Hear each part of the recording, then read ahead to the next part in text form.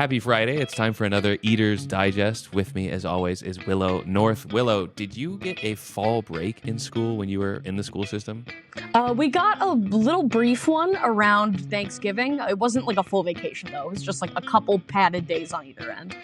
Okay, that's my back in my day moment, is seeing these kids who get a spring break style break, but for all of fall, and they call it fall break. And it's like, well, we got 2 days off maybe before and or after Thanksgiving, and that was it. I'm jealous. In order to make us feel less jealous, I'm going to petition for Eater's Digest to take a fall break for a week or two so that we can just focus on, first of all, I'm moving and I'd like to get that finished. And I feel like when you're young and without children, you can just sort of lay on the floor or a mattress with no bed and everything's fine and you feel like you're kind of roughing it. But when you have to tape up blankets all over the windows to make sure that it's blacked out so that the baby can sleep, it's not so fun and rugged. So I'd like to get that finished. I can't imagine doing that with an infant.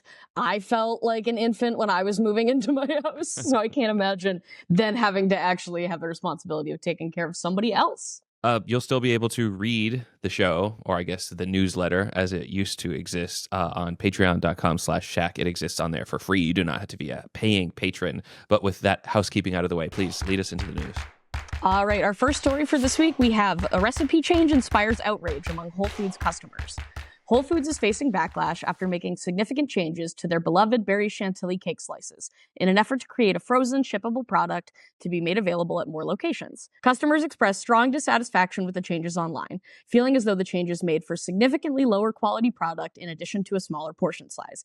This dissatisfaction reached viral levels, prompting the company to reverse its decision and restore the original recipe. I feel like right now, the Arizona State Fair is facing a viral amount of backlash on TikTok for how much they're charging for such a subpar state fair experience. They're charging Texas State Fair prices for a very suboptimal experience.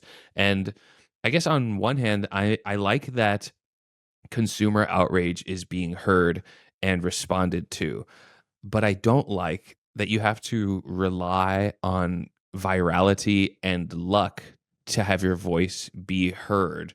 It's sort of hoping that you'll run into David Dobrik in real life to buy you a Tesla that's hockable for a year's worth of insulin payments. It's a all net positive outcome, but the way that you arrive there just stinks.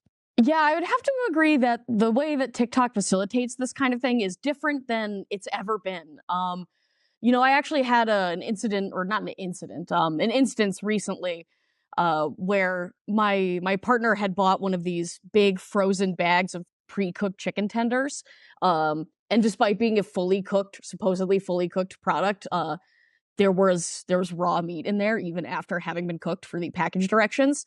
And that was actually the first thing I thought of in researching this thing about the cake, although not a food safety comparison per se, but I called the company. I won't send food back at a restaurant, but I will call about a packaged item. I guess that's the kind of person I am. And was just like, hey, this is a pre-cooked product, but it was definitely not. There was a raw chicken in here. And they sent me one coupon for a $14 bag in the mail.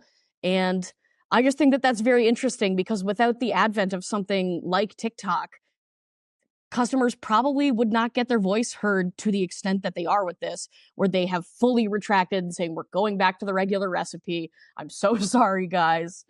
Well, in your example, you got to call directly to the company. And I guess that's sort of what I'm used to. And then in the days of Twitter, you could tweet out at somebody. And if you were famous, then you could get heard. But with TikTok, the fact that a brand might see all these comments where it's just if you had posted a TikTok these chicken nuggets are raw, and you see all these comments that are just oh, hell no, Foster Farms tweaking, then it's just this huge brand liability that didn't exist before.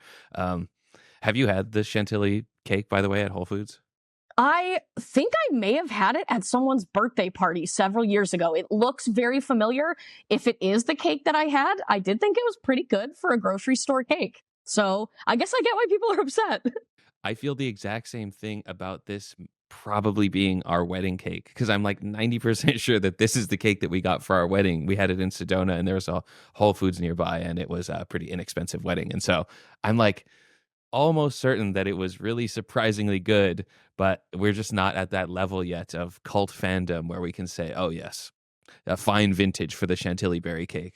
That's so funny that you mentioned that may have been your wedding cake. I did see one person's post that was like, my husband and I eloped. We got this cake years ago at Whole Foods. And to this day, sometimes we still stop in and we grab a slice as a little nostalgic treat. For the record, they have not changed the full cake recipe. You could still go in and buy the whole regular cake with the layers of fresh fruit. They were just trying to change the recipe for a pre-sliced product that people could buy. But it was so vastly different from the original cake that people have been so upset. Hmm.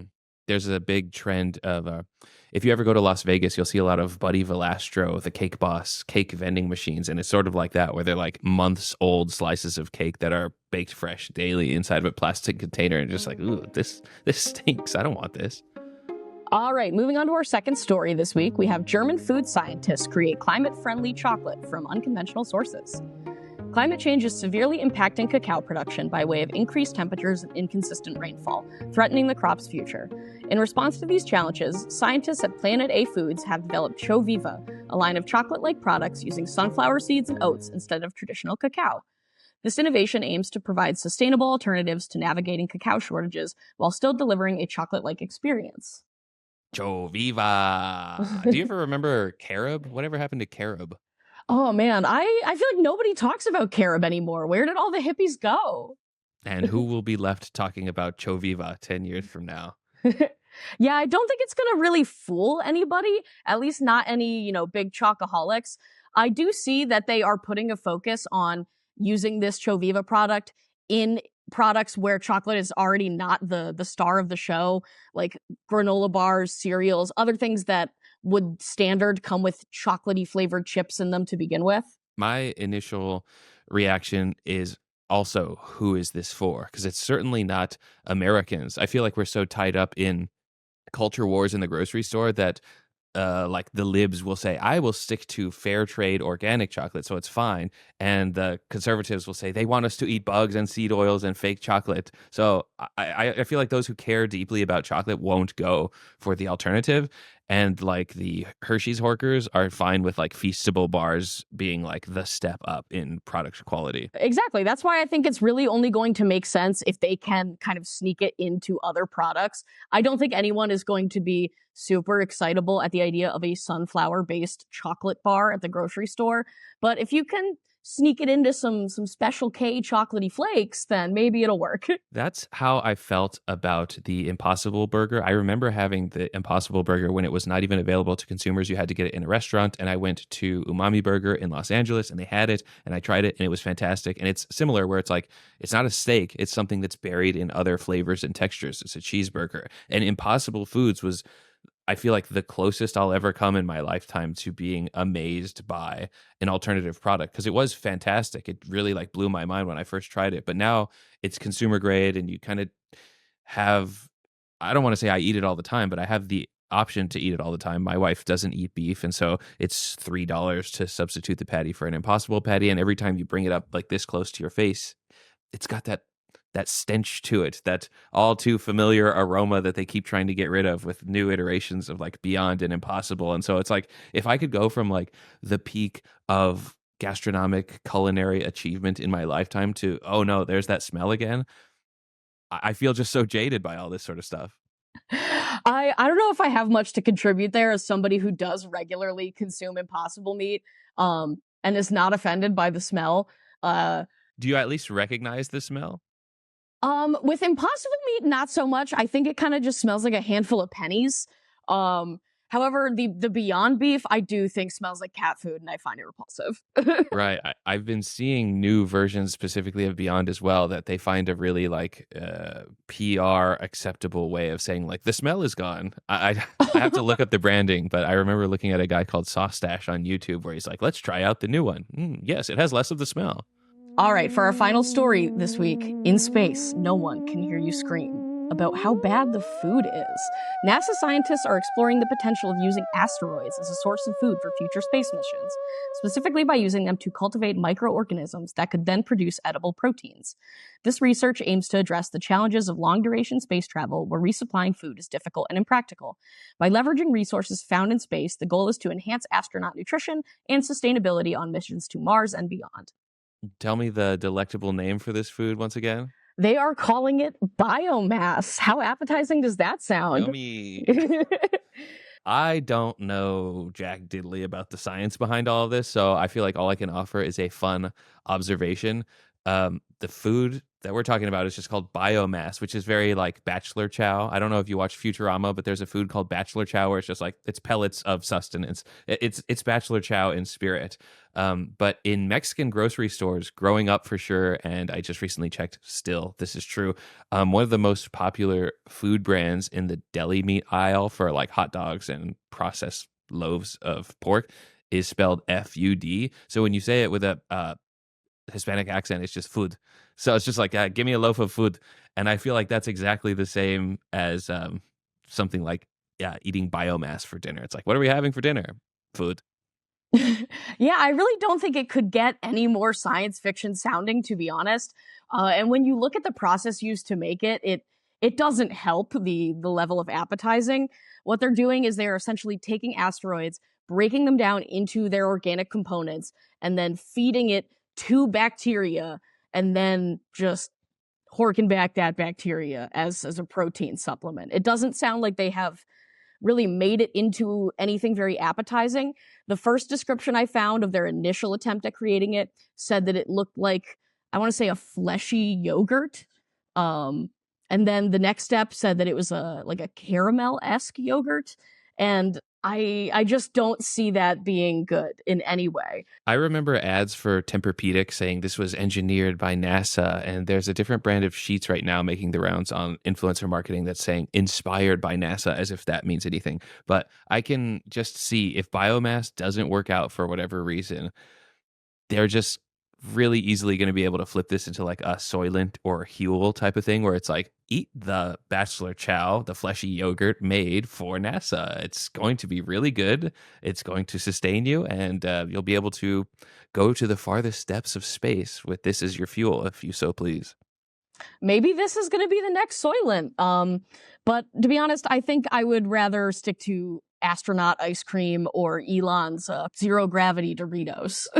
Right. Yeah. Speaking of past products that we've talked about on this show, I finally did get to try the Shackalicious gummies yesterday. They were available at Fry's. Evil How Fries. were they? Really good. The serving size is 3. You can only have 3 gummies before it's like 120 calories. Oh my God, that is insane. Are they really that big? Like, They are enormous, and it's not like you marvel at them in your hand. It's sort of like when you take a sushi roll and you like put it in your mouth and it's like, wow, this is the perfect size for my mouth to eat like one big bite of something. Like instead of having 3 loose gummy bears in your mouth, you just eat one gigantic gummy. But then you have 3 of them and you're just like, well, this is not the fun, like snackable candy experience. Like, can you imagine taking that to a movie theater or something? And you're just like, well, I saw one trailer and my gummy experience is over. yeah, they look really good, but I gotta say, if you open the bag and it's like just 6 huge gummies, I would be very disappointed. Yeah, I posted a picture about it to Instagram, and I'd say 90% of the replies are asking me if they are THC infused because of the bright colors, the phrase Shackalicious. It's just so bizarre that it's hard to believe that it's just candy but big. Maybe that'll be his next market. Who knows? What other grand innovations can we expect coming up? Coming up, we've got Kind Savory Bars, Magnum Ice Cream Bonbons, and Trolley Gummy Popsicles. Is a Kind Savory bar just like a Kind granola bar, but more savory than sweet? Yes, it's exactly what it sounds like. It's like a savory, nut-based granola bar. It comes in 3 flavors. There's roasted jalapeno, paprika and mesquite smoked sea salt, and rosemary sea salt. I feel like that first one I've had before, but it was like 10 years ago. So maybe this is just a big comeback. And I remember eating them in bar form and being like, wow, they really ought to make more savory granola bars. So those coming back is very exciting. Magnum ice cream bonbons. It's a little late in the year to be putting out new ice cream products, but Trolley gummy popsicles, does that just mean that they're flavored like a glowworm, electric gummy worm, and still like a regular popsicle texture, or do they have some kind of like weird, stretchy gummy factor to them? Yes, it is beyond just the flavor. They will taste like gummy worms, and they are supposedly a frozen popsicle treat, but have a gummy, chewy texture. I don't know how that is possibly going to work out. I don't know how that's not going to be texturally repulsive, especially as it starts to melt.